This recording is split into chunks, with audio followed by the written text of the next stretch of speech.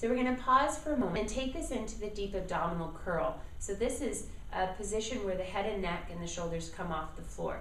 Now if you have neck injuries or if you have shoulder injuries, anything about this exercise starts to feel uncomfortable, please pause, and if you need a modification that's not given on the video, then make sure you do ask a teacher next time you're in the studio.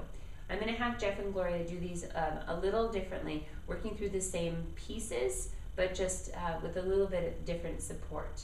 So I'm going to have Jeff put his hands behind his head. So he's actually going to interlace his fingers at the base of his head and neck and make sure that the head is completely cradled in the hands. So your arms and hands are not there just for looks. They're really creating a support or a sling.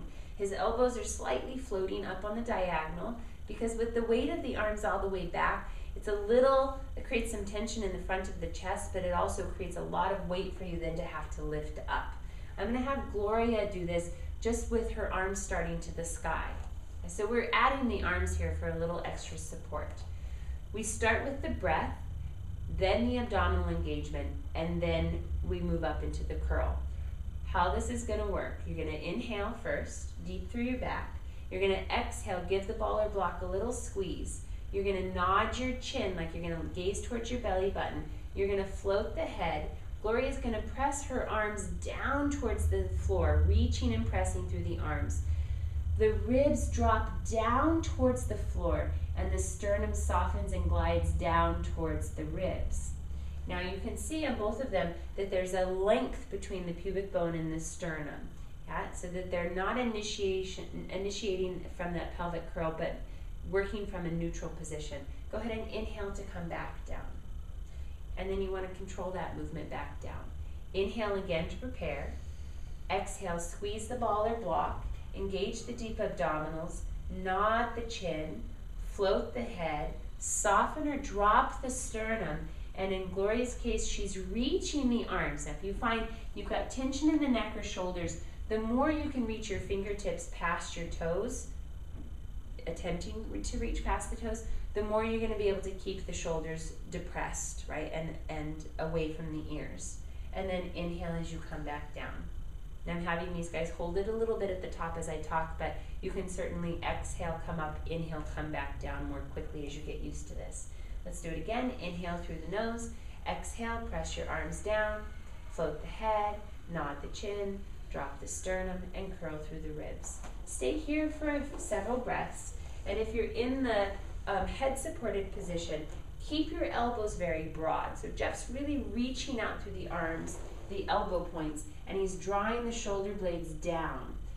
You're trying to maintain a breath into the back, so you can see that both of these guys are staying up in their deep curl, and they're not bobbing up and down with the breath. Now that takes a lot of work and practice, but begin to notice if that's something that you're doing, and try to draw your breath a little more steadily into the back. That way when you exhale, you can work a little deeper to drop these ribs down. And then inhale, come down. Let's do 3 more so we can all kind of flow through this. Inhale and exhale. Squeeze, drop, sink the deep belly, nod the chin, float the head, sternum softens. You're going to hold it for an inhale. You're going to slide those ribs further down into the floor for the exhale, and then you're going to inhale to return. Head touches, and then exhale, you come right back up. Squeeze the ball, deepen the abdominals, feel the sternum drop and slide, ribs dropping, and armpits gliding towards the hips. Inhale, exhale to stay here. Inhale to go down. Good. And exhale, a little faster, a little smoother. So you can really see how this looks kind of in real life. There you go. Inhale to go down. And one more time. Exhale to curl up. Yeah. So when you start to get the hang of this, it does feel a lot more flowing. It's hard in the beginning when you're going slow. You're going to feel some work in the neck, and that's absolutely appropriate. If you've got neck injuries or tension, bring your hands behind your head into a neck supported position. One more time. Exhale as you come up. There you go. Beautiful. And then all the way down.